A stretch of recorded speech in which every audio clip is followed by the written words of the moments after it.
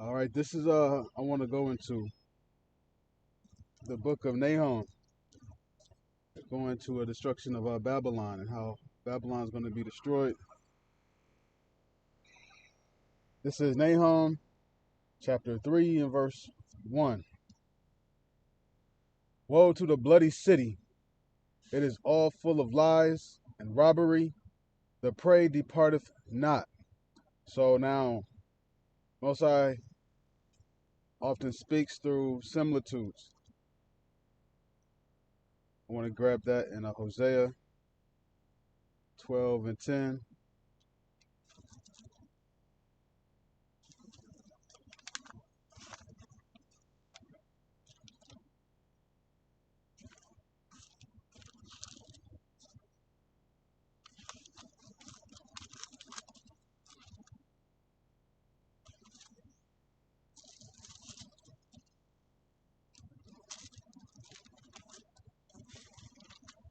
This is Hosea chapter 12, verse 10.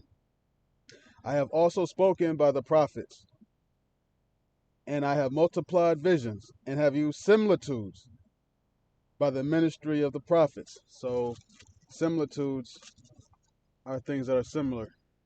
The Most High doesn't. You're not going to see the word America.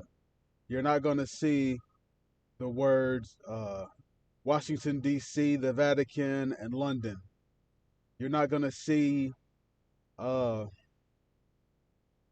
China, Russia. You're not going to see those terminologies in the scriptures. You're going to see similitudes that will help you to describe those places.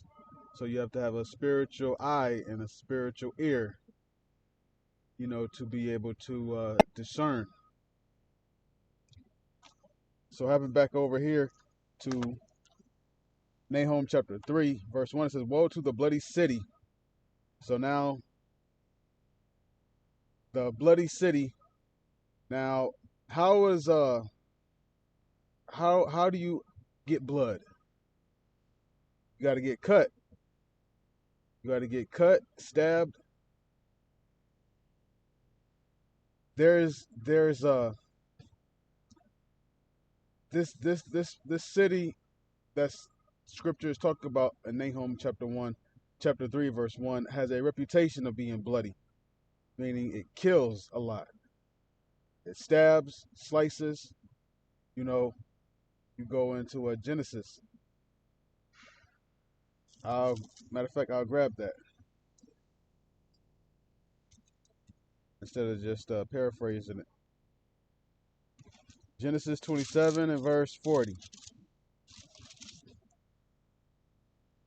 It says, I'll start with verse 38. 27 and 38. And Esau said unto his father, Hast thou but one blessing, my father? Bless me, even me also, O my father. And Esau lifted up his voice and wept. And Isaac his father answered and said unto him, Behold, thy dwelling shall be the fatness of the earth, and of the dew of heaven from above.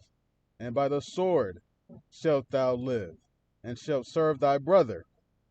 And it shall come to pass, when thou shalt have the dominion, which is now, Esau has the dominion, that thou shalt break his yoke from off thy neck. Now, it also occurred in uh, before this, because Esau has had dominion before this, and he broke the yoke off of his neck after we fell off. This was after Solomon, and he's slowly beginning to get into power. He got into power through the Greeks, but even before that, during the Persians and the Medes, Haman, even though he had a very high seat, he was an Edomite, so he was slowly starting to get into power. So he was starting to, rise up a little bit. So he has full dominion now. Reading on, verse 40 says, That thou shalt break his yoke from off thy neck. And so it says, By the sword shalt thou live. A sword is how you cut, slice, dice. And that's how Esau lives. He lives to kill. And so this bloody city is America. You have the slaughtering of the so-called Native American Indians, which is referred to in the scriptures as Gad. You all the other tribes that came here, Ephraim, Manasseh, Issachar, Judah. America has a lot of blood on its hands. Verse 2. Oh, matter of fact, it says it is all full of lies. And this place, America, is full of lies. It'll tell you that a, a man can be a woman if he identifies as one. This is the place where it said, "We are not the children of Israel."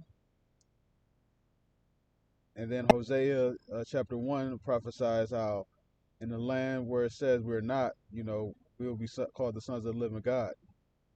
So the cast, the covering cast that Esau put, of these lies, is starting to come apart. He covered the faces of the judges thereof. You look, you will think that Jesus is white, but you'll think our Messiah is has leprosy. That's part of that lie. How is it full of robbery? You stole this land. They covet lands and take them by force, and they still do this to this day.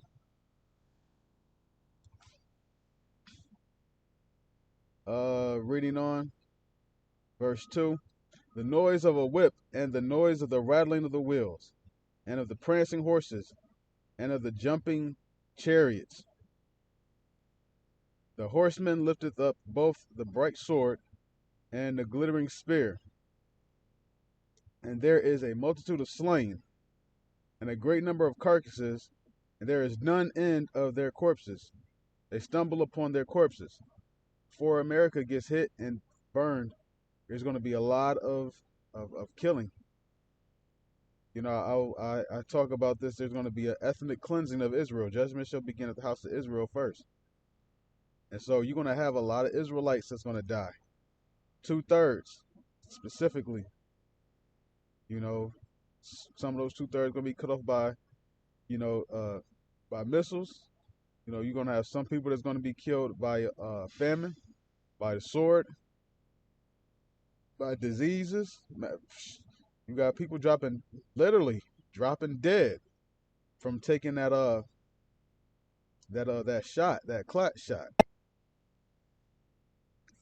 Verse 3, because of the multitude of the whoredoms of the well-favored harlot, the mistress of witchcrafts, that selleth nations through her whoredoms, and families through her witchcrafts. So this is a powerful nation. Now, the Rothschild family is a very, very powerful family, but you also got other powerful Edomite families on this earth. And now Esau is known for being able to. Esau is very known for basically making deals with people and selling them out. Saddam Hussein, they funded him to go to war with Kuwait, and then turned around and accused him of having weapons of mass destruction when they gave him the weapons of mass destruction. Verse 5. Behold, I am against thee, saith Yahweh of hosts, and I will discover thy skirts upon thy face, exposed. That's what because the well-favored harlot is equated to Babylon. When your skirt is upon your face, it means your private areas, stuff that you want to keep private and hidden. You don't want it to be shown. All these lies that Babylon has said and has did. That's how they put these skirts upon their face. And I will show the nations thy nakedness, and the kingdoms thy shame. And I will cast abominable filth upon thee, and make thee vile, and will set thee as a gazing stock. And it shall come to pass that all they that look upon thee shall flee from thee, and say, Nineveh is laid waste. Who will bemoan her? Whence shall I seek comforters for thee? Because America, when it's finally obliterated, is going to be completely destroyed. There's not going to be a person inhabiting this place ever again. You know, on that note, I want to give all praises and glory to Yahweh Bashem Yahweh Shai, Bashem Kodash. Hopefully, this was edifying. Peace, salutations, and shalom.